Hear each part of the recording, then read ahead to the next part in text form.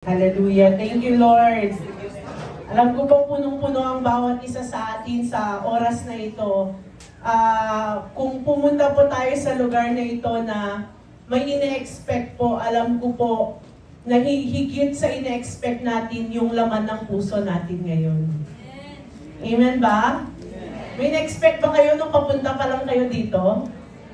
Ako po kasi meron ako ine-expect from God nung papunta pa lang ako dito. And prayer ko kay Lord, kasi it's it's the, kumbaga sa babae, sabihin na natin, red tide tayo ngayon. Red tide tayo ngayon. And I'm praying to God, Lord, kahit ngayon lang po na medyo stop mo muna maaari. Pero parang, di ba, in the middle of our prayer, parang there's nothing happening. Kasi habang nag-umpisa, pagdating pa lang namin dito, nagpalit na ako kaagad. Mga 3 beses na po nagpalit ngayon. Kaya sobrang dami din nang lumalabas ngayon. It's a time of my day na nilalabas ni Lord lahat. Nung mga dapat ilabas ngayong araw, hopefully naiintindihan nyo. Pero kung hindi nyo naiintindihan, huwag nyo na lang intindihin. Mahirap siyang ipaliwanag. Kaya, ngayon po, very short lang po to. Kahit po gusto kong i-explain, pero ayaw ko nang magtagal. Dahil alam ko po, alam na natin lahat ang susi sa pagpapala ng Diyos. Amen? Lahat tayo nakakaalam na ng susi sa pagpapala ng Diyos. And that is not only giving our tithes and offering, but the key word here is to be honest in giving our tithes and offering. There's a difference between you give your tithes and offering and honestly giving your tithes and offering. Pwede mo naman sabihin, oh Sister Jeff, nagbibigay ako ng tithes ko. Pero ang next na tanong, totoo ba, honest ka ba sa binibigay mo? Yung kinikita mo, yung sweldo mo sa isang buwan na 10,000, 500 lang yung binigay mong tithes. Are you honest? Are you honest? Diba? Kaya nga, minsan sa buhay natin, tatanungin natin si Lord, Lord, bakit nagbibigay naman ako ng tithes ko Pero ba't parang hindi bumabalik? Bakit parang nagkukulang pa rin ako? That answers your question. Hindi ka honest sa pagbibigay mo ng tithes mo kay Lord. Kasi kahit pa matagal ka ng Kristiyano kung nagta-tithes ka, pero hindi ka honest, kapatid, yan ang withhold at stronghold sa iyo ng kaaway. Yan ang stronghold sa iyo ng kaaway. Kaya hindi mo nararanasan ang lubusang pagpapala ng Diyos dahil may strongholds, hindi mo kayang pakawalan ang dapat pakawalan. Kaya sa oras na ito, God is reminding you, do not just give your tithes and offering. Give it honestly. Anong Tagalog ng honestly? Ang Tagalog ng honestly, ng may katotohanan. Yung totoo, kasi kahit hindi mo ibigay yan honestly, alam ng Diyos kung totoong binibigay mo. Alam ng Diyos, pinagnanakawan, sabi niya, di ba, sa Malakay 3:10? Naninanakawan natin ang Diyos kapag hindi tayo nagbibigay ng ating ikapo. Sabi, nagbibigay naman ako, Sister Jeb. Ang tanong, honest ka ba sa pagbibigay mo? Nagbibigay ka nga, but not honesty. Ibig sabihin po, at the end, ninanakawan pa rin natin ang Diyos. And for us to be able to experience the abundant blessing of the Lord, mga kapatid, sabi mo sa katabi mo, be honest. Sabi mo sa kabila, be honest. Sabi mo sa likod, maging tapat ka. Maging totoo ka sa pagbibigay mo. And nung isang araw, nung last week, sabi sa akin ni Papa, sabi niya, anak, grabe pala yung, yung curses. Sabi niya sa Deuteronomy, kung babasahin niyo po yun, grabe yung curses ni Lord sa mga disobedient people. Grabe yung sumpa. And alam niyo ba itong Malakay 3:10, this is a command. Na kapag sinunod natin, yung Deuteronomy 28:1-14, mararanasan natin. Diba? Actually, kumuha ako ng summary from verses 1-14.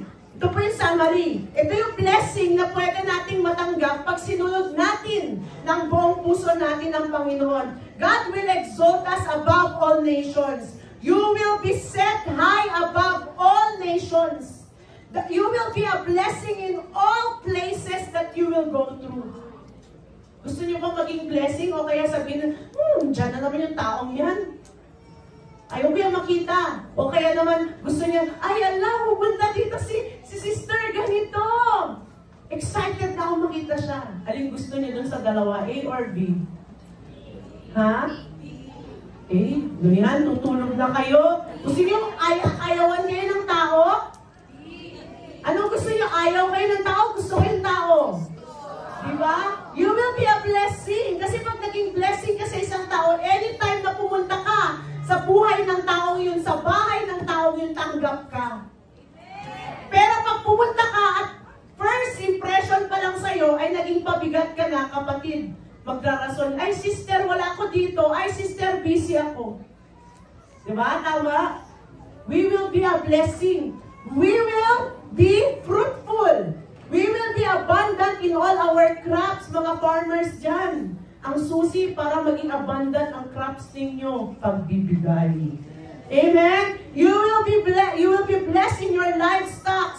You will be blessed on your food. You will be victorious over your enemies.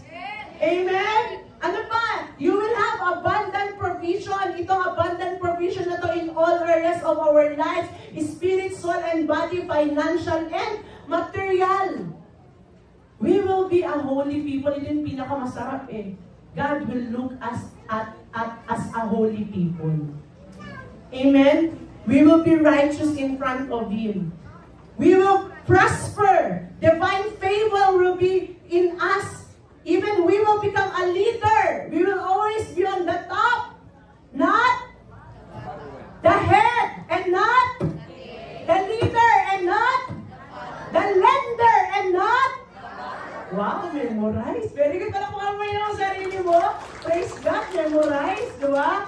And of course, we will receive all of these blessings if we will obey God. And through our giving, isa po yan sa napakalaking, o sabihin na natin, pinakalas.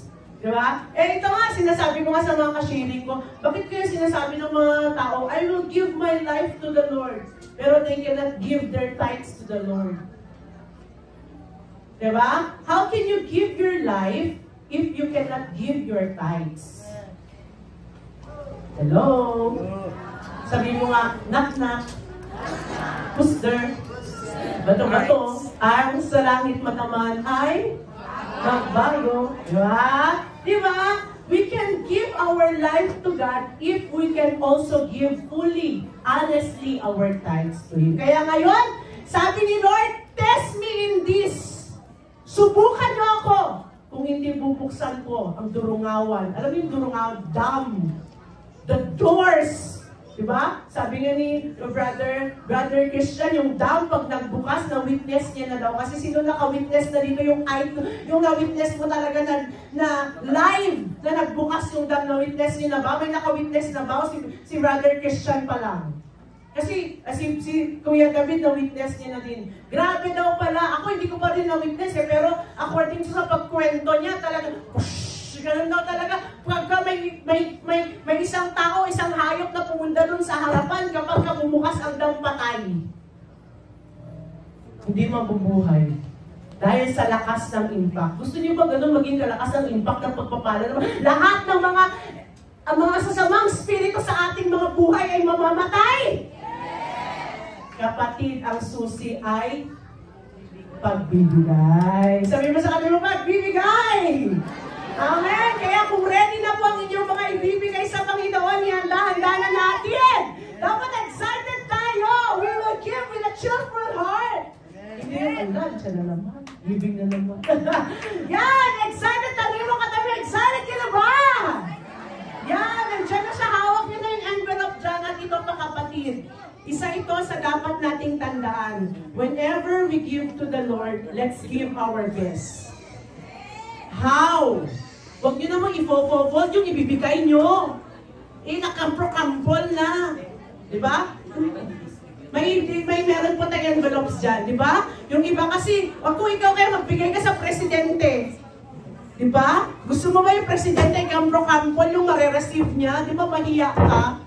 Di ba? Kaya po alam niyo po sa akin po talaga, sa buhay ko, nung natutunan ko po yan, ay oo nga no, kanino ba ako nagbibigay? Kay Lord. Kay Lord ako nagbibigay. Kaya yung ibibigay ko kay Lord, lagi kong pinipili. Dapat yung ibibigay ko kay Lord, bago. Walang kusot. Flat na flat.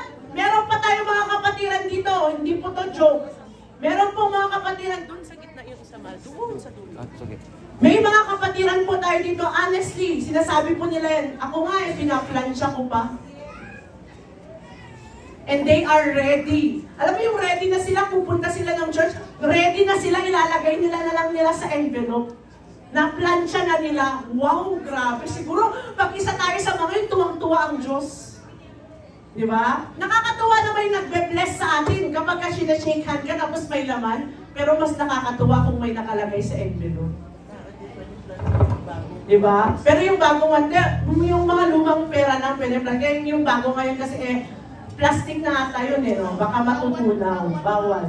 Bawal na, okay? Kaya, kung gusto natin ibigay yung best natin kay Lord, simulan natin sa pagbibigay maayos para sa Panginoon. Amen? Amen ba? May natutunan ba tayo ngayon?